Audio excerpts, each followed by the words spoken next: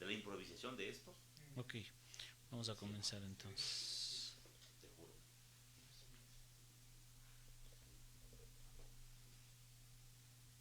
Que fue Barbón. Barbón. Barboncísimo. Hombre loco, será loco. Pareciera que está haciendo aterrizar el Marte. Eso. Está como complicado el asunto.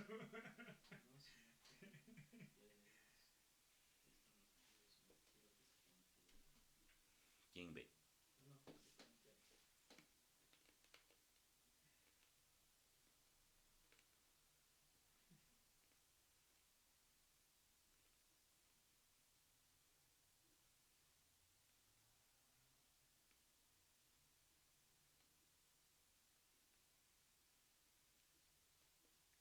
Chuta, yo hubiera puesto unos dos y...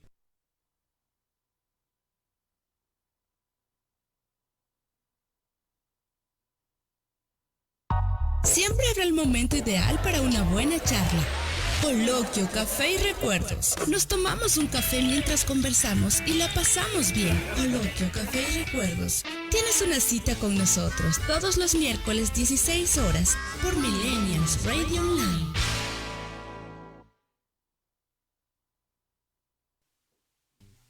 Una, dos y tres. Comienzo yo saludando ya. Amigos de Millennial Radio Online, nuevamente con ustedes aquí en su programa Coloquio, Café y Recuerdos. Qué alegría estar nuevamente con ustedes aquí compartiendo estos minutos, estos momentos de alegría y por sobre todo de entrevistas y de compartir vivencias con nuestros invitados. Alegría también tener a nuestro compañero ya reintegrándose, Arturo, Arturo Aguayo, después de algunas actividades personales, se está reincorporando con nosotros nuevamente a este su programa Coloquio, Café y Recuerdos. Queridos amigos, tengan ustedes buenas tardes, mucho gusto el saludarles y pues desearles que ustedes estén cada día mejor. Hola, amigo William. Hola, queridos televidentes, queridos radio escuchas. Siempre es un gusto estar con ustedes. Como bien dices, William, qué bueno volvernos a ver, qué bueno reencontrarnos después de algunos acontecimientos que van marcando la historia de nuestro país, no de manera positiva, sí de manera negativa. Lamentablemente tenemos que volver el rostro a la humanidad, vernos mejor en las otras personas para que nuestro país cambie. Y el compromiso es con uno mismo.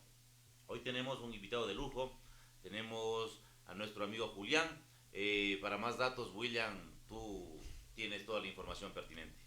Bueno, Arturo, saludándole a Julián. Julián, buenas tardes. Gracias por aceptar la invitación a tu programa Coloquio, Café y Recuerdos.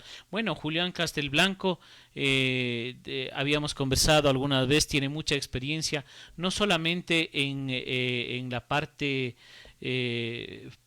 empresarial, sino también en la parte social, en la parte de ayuda también a las personas más necesitadas. Así que, Julián, te agradecemos el haber compartido con nosotros y te damos la bienvenida. Buenas tardes, Julián.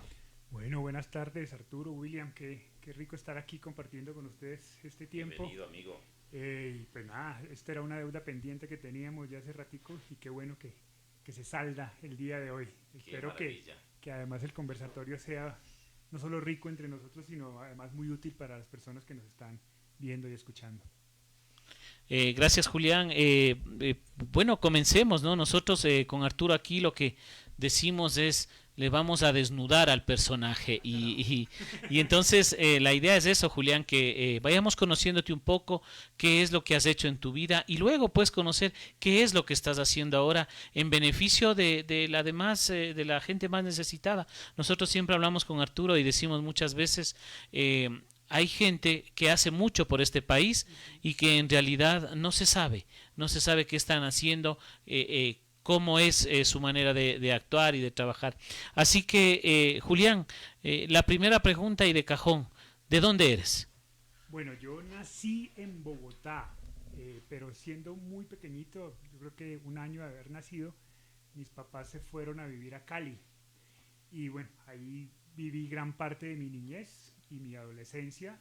Luego regresamos a Bogotá y tuve la oportunidad pues, de hacer mis estudios universitarios en Bogotá. Pero sí, soy colombiano, nacido en Bogotá y criado en Cali. ¿Qué tiempo en Ecuador?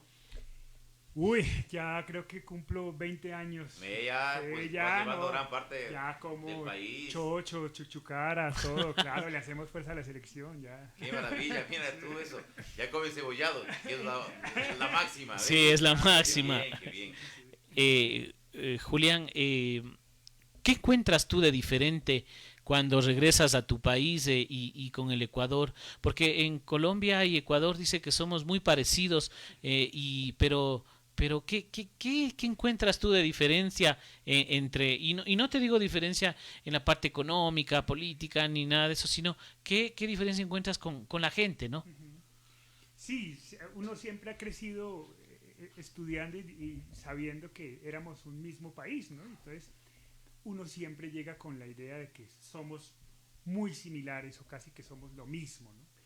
Pero la realidad es la misma realidad con la que se enfrenta cualquier migrante, ¿no? Y es que realmente en el día y en lo cotidiano pues somos muy diferentes y eso es muy rico.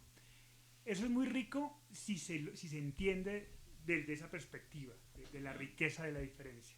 Pero para el migrante inicialmente esa diferencia es muy compleja y muy complicada desde la misma comida, desde las mismas cosas. Por eso cuando digo yo, no, ya como chuchucara, ya como encebollado, quiere decir que ya hice un proceso de adaptación muy importante en donde no es como que saco de mi cabeza ese tema de que soy colombiano y lo único válido en mi cabeza es lo que comía yo y comienzo a abrir otras posibilidades, que es la riqueza que también puede tener el migrante cuando entiende que no es que sea una cosa mejor que otra, sino que simplemente es diferente. Y que esa diferencia es absolutamente enriquecedora para ti como persona y puede llegar a ser enriquecedora para la sociedad que te recibe. Esa es la grandeza de la migración, además, que es muy difícilmente entendida por la persona que recibe la migración y por el migrante mismo, ¿no? El migrante mismo al principio es como queriendo vivir en donde vivía y no aceptar esa nueva realidad. Llevando el país a cuestas en los hombros. Como si fuera obligación del mundo que el mundo entero tenga las costumbres y las riquezas que tenía en su país. Ese es como la etapa primera del migrante. Y también la persona que lo recibe es como queriendo que te adaptes y que tú ya no seas colombiano o ecuatoriano. Cuando uno entiende que lo rico del asunto es que somos diferentes y que en esa riqueza podemos generar desarrollo, podemos generar nuevas ideas, es decir, la sinergia en trabajos de equipo, en liderazgo, no surge a través de las personas que piensan como uno, sino precisamente en las personas que piensan diferente a uno. Y eso permite que ante un problema haya 1 millón de soluciones diferentes. Cuando uno entiende eso, uno puede decir, hombre, ya he cumplido mi labor y comienzo a generar valor como migrante en una nueva sociedad. Y creo que bueno, yo en este momento estoy en ese estado en donde me encanta vivir en Ecuador, en donde disfruto mucho las nuevas y diferentes costumbres de ser ecuatoriano. Eso es una delicia. Fabuloso. ¿Cuántos hijos tienes? Oh, no tengo hijos todavía. Ah, mira. No tengo hijos. ¿No estás casado todavía? Sí, okay, me casé con una colombiana hace ya 15 años. 15 años de casado. Ya. Pero no, todavía no tenemos hijos y creo que no hay afán. Julián, me parece excelente, Julián. No hay apuro, siempre hay tiempo para crecer y evolucionar y ser obviamente padre, que creo que es una experiencia también muy, muy significativa. Sin embargo, en el área profesional, ¿a qué te dedicas? ¿Qué haces? ¿Cuál es tu experiencia de vida en esta parte? Bueno, yo profesionalmente soy comunicador social y con énfasis en periodismo. Y hice una maestría en gestión de conflictos. Qué bien. ¿Por qué hice la maestría en gestión de conflictos? Porque cuando estaba en la parte de profesional para hacer las prácticas profesionales, me vinculé a una ONG de la Compañía de Jesús, el Servicio Jesuita de Refugiados en Colombia. Ah, mira tú.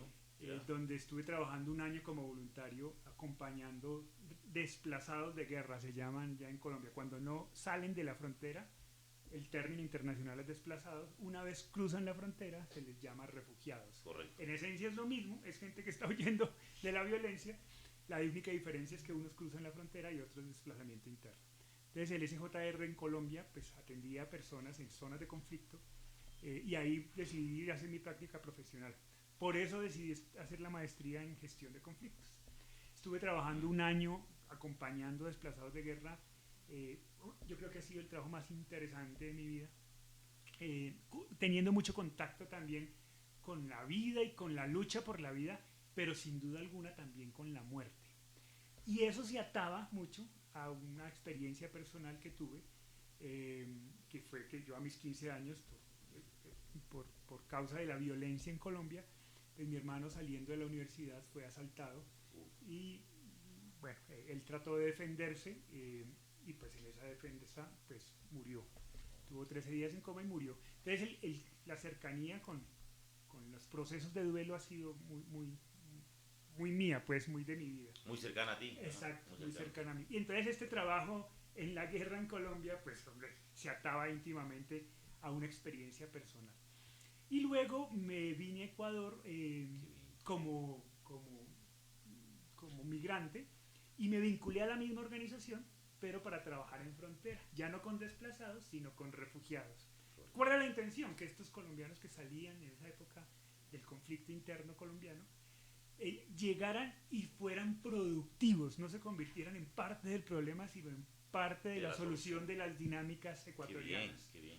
Entonces, bueno, trabajamos mucho tiempo con organizaciones internacionales, con Naciones Unidas, con el mismo SJR, pues nosotros éramos el SJR, lo formamos en toda la zona fronteriza y ahí estuvimos trabajando mucho tiempo. Después me convertí, después de esa experiencia que fue muy enriquecedora, me convertí en consultor empresarial. Eso para mí fue un golpe muy fuerte porque era... Pero es un ámbito, es claro, como era otra cosa, claro. Era otra cosa, era estar en el mundo social y de pronto meterte al mundo empresarial y asesorar empresas para que sean productivas y para que sean rentables. Mi papá llevaba mucho tiempo en eso, yo entré a asesorarlo, pero fue un golpe muy duro para mí, pero muy interesante porque también entendí que desde la empresa se podía hacer una sociedad diferente. Es decir, que el tema no era solo ser rentables, que es necesario ser rentables, que también es una cosa muy importante en el ámbito social, que a veces se nos olvide cuando estamos, hombre, eso tiene que ser sostenible, no sé si rentable, pero desde el ámbito social la acción tiene que ser sostenible. Si no se queda en la donación que hace uno en Navidad y no pasa nada, ¿no? La gente sigue aguantando hambre. No, esa acción social tiene que ser sostenible en el tiempo y eso tiene mucho del ámbito empresarial. Entonces, traté de hacer ese cuento en mi cabeza, me volví muy emprendedor, comenzamos a trabajar muy cercanos en el tema de la educación, con tecnología en educación y de unos 2 años, 3 años hacia acá, recuperamos un esfuerzo que había hecho mi familia desde hace mucho tiempo en el manejo del duelo. Entonces, como que comenzamos a meternos y esta pandemia dio lugar a que nos centráramos mucho en ese manejo del duelo porque comenzaron a llamarnos empresas a decir, vea, ustedes tienen experiencia en esto, ayúdenos porque nuestros trabajadores están comenzando a perder familiares y no sabemos cómo acompañarlos. Entonces, junto a mi papá y a mi mamá escribimos 2 libros sobre manejo del duelo. Hicimos toda una organización que se llama Cuando el Duelo Pregunta. Generamos aplicaciones para acompañar a las personas que están en proceso de duelo. Entonces, como que todo esto se fue conjugando, ¿no? Desde el mundo de la educación, desde el mundo de la tecnología y desde la experiencia personal, se conjugó en esto y, bueno, comenzamos a generar herramientas. Pero yo lo veo, mira, en toda esa parte no te has perdido porque siempre va la parte humana. Así es, o sea, en tus diferentes actores y sectores vas poniendo en práctica la parte humana, la parte sensible, la parte del ser humano que es con sus diferentes ápices, ¿no? Podemos obviamente diversificar la parte de los refugiados, la parte de la empresa, la parte misma de los trabajadores que van perdiendo evidentemente ahora familiares. O sea, es el factor humano, la esencia de lo que uno viene haciendo es el ser humano. Sí, mira que ese es el hilo conductor sin duda alguna y creo que también fue la gran enseñanza de la muerte de mi hermano. O sea, finalmente el mensaje de su muerte es, y la pregunta de él directa con su muerte es, ¿y qué vas a hacer con tu vida vos? Es decir, esta vaina puede durarnos 100 años o se puede acabar ahorita que salga yo de la emisora y me caiga un rayo. Es decir, y entonces, ¿qué vas a hacer? ¿A qué le vas a invertir tiempo y esfuerzos? ¿A seguir siendo el mismo, y perdonen, el mismo tonto que hace bulto y consume en un mundo que no tiene mucha salida en este momento?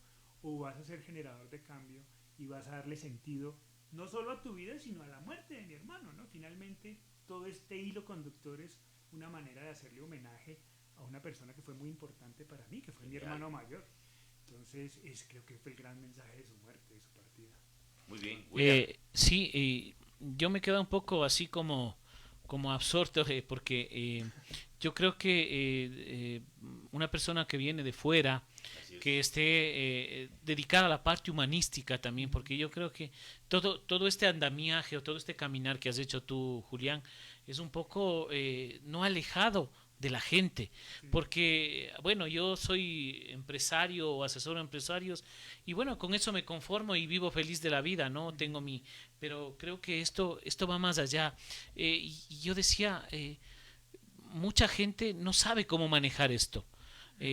Normalmente, y ahí te hablo yo por la experiencia personal que uno va teniendo, y dices, bueno, yo perdí a mi mamá, y en un momento en el que estaba en su plenitud de vida, y cómo manejo. Y de pronto eso nos va marcando quizá nuestra vida, y a la final dices, o sea, ¿qué hago? ¿Quién me ayuda? Y si yo sabía o si teníamos antes esa ayuda, porque tú te quedas resentido a veces con la vida, resentido con Dios, resentido con todo el mundo, ¿no? Porque dices, ¿por qué? ¿Por qué? ¿Y por qué? Y no te ayudan a manejar. Entonces, ¿cómo ayuda esto del duelo? Pregunta, ¿cómo te ayuda como primero personal, ¿no? Y luego ante la sociedad. Sí. Mira que hay un hilo conductor en eso que tú haces referencia, que es, ok, listo, el hilo conductor de lo que yo he hecho en mi vida es, sin duda alguna, el generar valor social, eso es muy importante, pero el otro hilo conductor es el tema de la educación. Desde cuando acompañaba a desplazados, refugiados, desde meterme en el mundo empresarial, finalmente mi metida al mundo empresarial fue desde la consultoría, desde la educación, desde meterme en el mundo tecnológico, en cómo la tecnología puede apoyar los procesos educativos, y ahorita en lo del duelo es igual. Creo que el problema del duelo finalmente es un tema de formación, porque es que es contradictorio que algo que es inevitable, algo que sabemos que va a llegar, nunca te forma para la pérdida. Sigue siendo un tabú, ¿no? Entonces, al decir, mi hermano murió, no, o vamos a morir algún día, no diga eso es como llamar la desgracia. No tengo que llamarla. Es parte de la normalidad y lo normal de la vida. Va a llegar en algún momento, claro, lo único que no sabemos es cuándo, pero que nos vamos a morir. ¿Quién primero, quién después? Bueno, el azar y las decisiones humanas lo dirán, ¿no? Pero va a llegar, o sea, quizás es lo único seguro que tenemos en la vida. Sin embargo, sigue siendo inmanejable para los seres humanos. Entonces, ¿cómo es posible que un tema que debería ser natural, tanto como hablar del nacimiento, o tanto no, como hablar del nacimiento, siga siendo un tema tabú? O sea, no puede ser que un tema natural sea un tema tabú. Eso por un lado. Entonces yo sí creo que hay un proceso de educación muy importante. Y por otro lado, yo creo que finalmente un duelo... la otra es una sociedad que en su mayoría, bueno, no sé si en su mayoría, pero sí hay un gran número, es creyente, ¿sí? En donde profesamos una fe, o aquellos que creen en algo, y esa fe tiene como eje fundamental la vida después de la muerte. Sin embargo, pues uno creería que aquellas personas que tienen una fe sólida deberían asumir el proceso de muerte como un proceso también normal. Exacto. Normal. Así que, hombre, fue algo en lo que yo creo profundamente. Tampoco sucede. Igual sigue siendo muy manejable desde el punto. Y una vez más, es un problema educativo, es un problema cultural, es un problema social, de cómo nos hemos criado culturalmente. Entonces, creo que comenzar a tocar este tema de la muerte es muy útil en términos de cómo nos construimos como sociedad. Entre otras cosas, porque yo creo que la muerte es lo que le da sentido a la vida. ¿Sí? Nacimos para morir. Exacto. Y entonces hay un lapso que se llama vida, en donde tienes que ser útil, en donde tienes que ser productivo, en donde tienes que darle sentido a esto. Si fuéramos eternos, pues uno podría aplazar las cosas indefinidamente. No lo hago ahora, lo hago mañana, y mañana pues lo hago mañana, y así sucesivamente, porque finalmente somos eternos.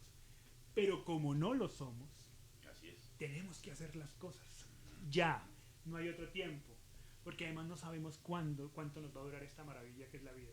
Entonces hay que hacerlo ya. Y si queremos ser buenos, hay que ser buenos ya. Y si queremos ser honestos, pues hay que ser honestos ya, y de manera definitiva, y de manera coherente, y de manera integral. Entonces la muerte de alguna manera le brinda sentido a la existencia. Pero como la hemos vuelto tabú, entonces creemos que podemos aplazar las cosas y las decisiones y los valores de manera indefinida. Y no hay tal.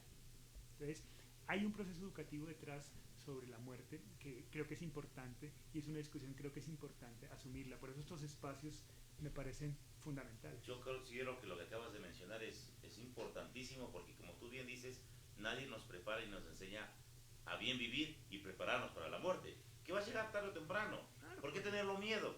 Pero normalmente pensamos de que la muerte tiene que asociarse con la edad. Ajá. Porque tú dices, el niño pequeño nace y va a vivir a lo mejor 90 años. No es esa la idea. La idea es que mientras estemos con vida, seamos mejores, seamos productivos, seamos afables. Es decir, seamos mejores seres humanos. Y todo esto es educación, que no está direccionada a la escuela, sino direccionada a la familia, a la vida, que es donde se nutren estas experiencias de vida y te hacen mejor ser humano. Están los valores, están las virtudes, ser un mejor ser humano, ¿no? Así es. Mira, mi hermano finalmente era un tipo que no se metía en problemas, estudiaba diseño industrial en la Universidad Javeriana en Bogotá, un pelado como cualquier otro, sano, no fumaba, no tenía vicios, absolutamente normal. No decía malas palabras. Bueno, seguramente sí, pero un día saliendo de la universidad, cogiendo un bus, lo fueron a asaltar y lo mataron. Esa es la vida. Esa es la vida. Esa es la vida. Te puede pasar a ti, a mí o a cualquiera. Entonces es el momento de amar, de arriesgarnos, de ser lo mejor. ¿Por qué? Porque después de esta vida no hay otra. No hay otra. No hay otra. O Como por la lo menos conocemos. que sepamos. Que sepamos. Nadie ha venido a decirnos cómo es la vida después de la muerte. Así es la exactamente. fe la que nos impulsa que hay otra mejor vida. Sin embargo, esta vida física, esta vida etérea, porque va a pasar, es la más rica que tenemos. Por eso, y entonces yo sí creo que es un tema que hay que plantearlo permanentemente, ¿no? Con nuestros hijos, con los muchachos en los colegios. Es un tema que hace parte fundamental de la existencia y de los valores humanos. Genial. El que no somos eternos, entenderlo, interiorizarlo y tomar decisiones a partir de eso. Lo frágiles que somos, William. Sí, Julián, escuchándote hablar todas estas cosas que tú dices, yo pregunto, ¿no? No hemos tenido educación, no estamos preparados. De hecho, me preguntas, yo no estoy preparado y creo que nadie está preparado para esto. El duelo pregunta, ¿me ayuda a mí cuando ya perdí una persona o me ayuda para yo irme preparando? No porque deseo la muerte de alguien, como tú decías o como decía Arturo, sino me ayuda para que yo, cuando pase alguna cosa de algo, yo esté preparado y tenga aceptar esto como debería ser, o tengo que, o sea, este proceso es desde que tú no tienes ningún familiar que hayas fallecido, bueno, ya falleció y ahora sí te toca ayudarte. Sí, yo creo que hay dos ámbitos, ¿no? Uno, el proceso educativo, que es, digamos, un proceso a largo plazo, pero hay una coyuntura inmediata que es, definitivamente no estamos preparados, nadie está preparado para asumir la muerte, pero pues como va a pasar, debemos desarrollar herramientas para acompañar a esas personas que tienen esa experiencia de duelo, ¿cierto? Entonces, hay un trabajo de educar a la sociedad, que es a largo plazo, pero hay un trabajo inmediato de generar herramientas prácticas para que las personas que están en duelo, digamos que lo gestionen de manera positiva y puedan encontrar en la partida de un ser querido una oportunidad de transformar su existencia, no solo por su vida, sino en honor a quien se fue. En ese sentido es que nosotros centramos, digamos, los esfuerzos y diseñamos una metodología a la que le hemos llamado las 15 tareas del duelo. ¿De dónde salen las 15 tareas del duelo? De lo que nosotros vivimos como familia. Mis padres, después de que mi hermano muere, se dedican a liderar y a conformar grupos de apoyo para trabajar con personas en procesos de duelo. Entonces, conocen cientos de personas en Colombia, en Ecuador conformaron grupos de apoyo, en Puerto Rico conformaron grupos de apoyo, trabajaron con personas de Argentina, de Chile y de Uruguay que ya tenían grupos de apoyo y comenzaron es decir, tenían una vasta experiencia con personas que estaban en proceso de duelo. Entonces, nuestra propia experiencia y la experiencia de aquellos que acompañaron dio como resultado las 15 tareas del duelo. ¿Qué es eso? Es un camino que cualquier persona que está en proceso de duelo puede seguir. Normalmente, después de que pasa el primer impacto, llega un momento en que, en la mayoría de duelos, porque esto no es general, cada duelo es individual, cada duelo es particular, pero normalmente llega un punto en donde el que está sintiéndose triste por la partida de alguien dice, pucha, yo quiero dejar de sentirme así, yo quiero dejar de estar triste, ¿cómo hago? Era la pregunta de mi mamá, por ejemplo. Mi mamá le hacía esa pregunta a mi papá con mucha insistencia, ¿cómo hago para dejar de estar triste? Entonces, un poco las 15 tareas del duelo lo que proponen es, hombre, puedes tomar estas decisiones. Camino, ¿no? Exacto, puedes tomar estas decisiones. Ve decidiendo estas pequeñas cosas en la vida. Qué hacer con las pertenencias del ser querido, a quién buscar, dónde acudir, qué decisiones tomas cada vez que te levantas, escribe, en fin. Son 15 tareitas donde nosotros planteamos decisiones de vida y a través de esas decisiones, digamos, se puede asumir un proceso sano. Hay 3 niveles en todo el proceso de duelo que nosotros hemos llamado. Entonces, el primero es expresa, ok, te sientes triste. Llora, ¿cierto? No llore, que es que eso le va a hacer daño al muerto. Nada, ¿qué daño le va a hacer al muerto? Hombre, llore, usted necesita llorar, se le acaba de ir un ser querido. Llore. Saque lo que tiene adentro. Exprese, claro. Llore, eche madrazos, insulte a Dios, a quien quiera, ¿cierto? Bárbaro. Exprese. Una vez superas ese comprende qué es lo que está pasando alrededor. Entonces ya hay un tema más de conocimiento. Y finalmente trasciende ese dolor, que es un poco este proceso que nosotros hemos contado. ¿Qué fue lo que dejó la muerte de mi hermano? Hombre, un mensaje claro de hay que ayudar a la gente, hay que dedicar gran parte de esfuerzo. Eso es trascender un proceso de duelo. Entonces la idea de las 15 tareas es darle herramientas a la gente a través de aplicaciones, a través de conversatorios que tenemos normalmente nosotros en vivo, a través de libros, un camino para poder gestionar de manera positiva la partida de un ser querido. Genial. William, por favor. ¿Cómo la gente puede hacer un poco, Julián, para contactarles, cómo puede hacer? Ustedes tienen una página web, ustedes tienen, ¿cómo les orientamos a través de las ondas de millennials, pero también a través de la gente que va a ver estas reproducciones en YouTube y todo? ¿Cómo se contactan con ustedes? Sí, tenemos 2 espacios que son muy importantes para nosotros. Uno es un canal de YouTube que se llama Cuando el Duelo Pregunta. Ahí tenemos montados todos los conversatorios y videos que nosotros sacamos. Y la página de Facebook, que es donde centramos todo y donde nos pueden chatear. Nosotros pues siempre contestamos cada vez que nos escriben. Tenemos personas dedicadas a contestar. Si nosotros podemos hacerlo personalmente, pues lo hacemos. Entonces la página en Facebook también nos encuentran Cuando el Duelo Pregunta. Y ahí tenemos una comunidad ahorita de alrededor de unas 6.000 personas que va creciendo día a día, y tenemos unos grupos de apoyo por WhatsApp para las personas que estén teniendo procesos de duelo. Estos surgieron a través de la pandemia porque ya el grupo de apoyo no podía ser presencial, entonces salió por WhatsApp. Okay. Teníamos nuestras dudas de si era eficiente el grupo de apoyo al principio, porque claro, un grupo de apoyo hay un tema de cercanía y de empatía que es necesario, pero nos lanzamos a la idea de hacerlos por WhatsApp y funcionaron muy bien, porque además teníamos la oportunidad de tener mucha gente de muchas experiencias diferentes compartiendo. No hay horario, porque el que está triste puede escribir en el grupo inmediatamente, y si tenemos 100 personas en ese grupo, pues muchos de ellos van a estar respondiendo. Como grupos de apoyo, ¿no? Exacto, son grupos de apoyo, pero por WhatsApp. Así es, perfecto. Entonces, ¿cómo se pueden vincular a sus grupos de apoyo? Nos escriben por Facebook y nosotros les mandamos el link. Eso es gratis, entonces no hay lío.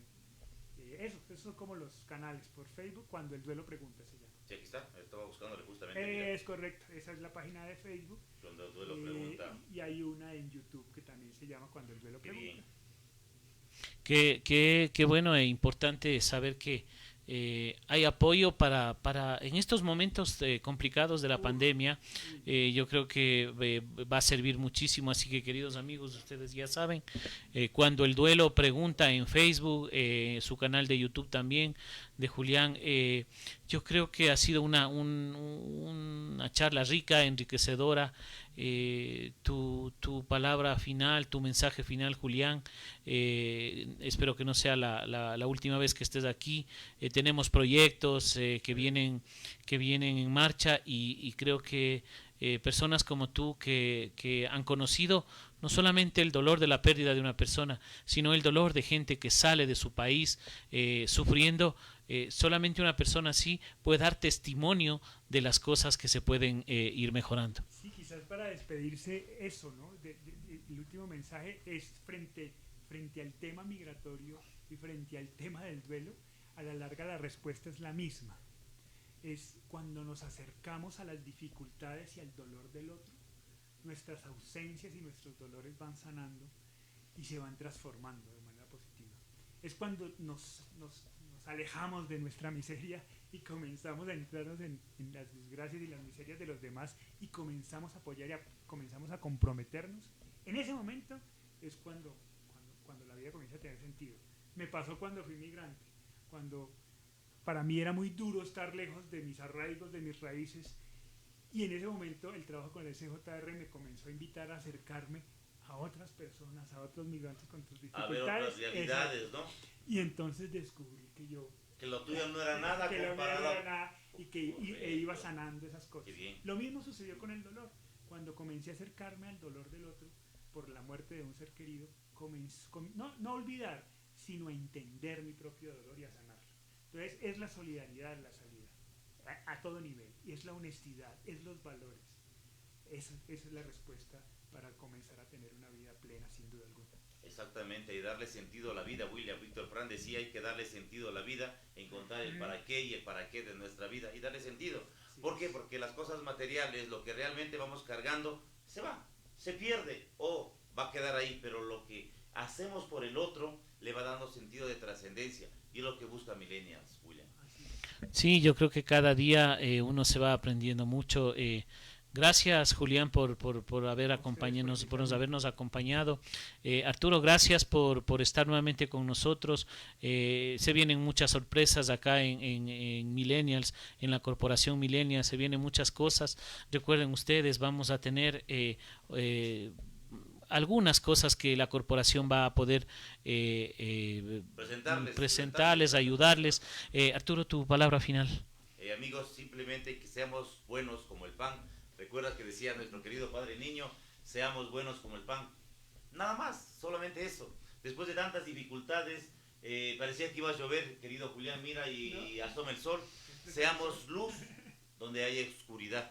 Y no esa luz que se meta debajo de la mesa o debajo de la cama, sino que esté alto para poder brillar para más personas. Muchísimas gracias, Arturo, gracias, Julián. Y claro, cada uno tiene su perspectiva y hoy he aprendido que vive tu vida.